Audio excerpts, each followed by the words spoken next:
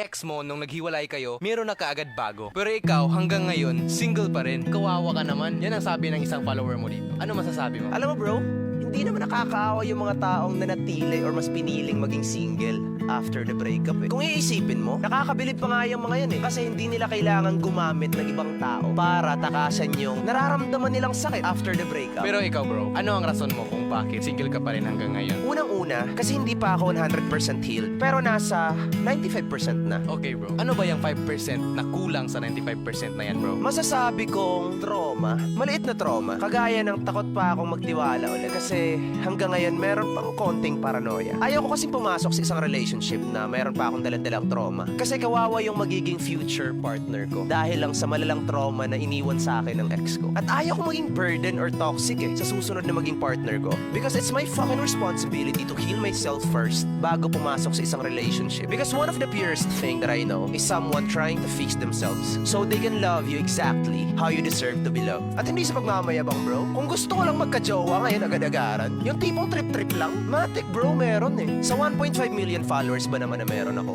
Hindi naman ako pangit, hindi rin ako bobo. Isa akong talentado, may pera naman kahit papano. Talagang meron kung gugustuhin ko bro eh. At pangalawang rason kung bakit single pa rin ako hanggang ngayon,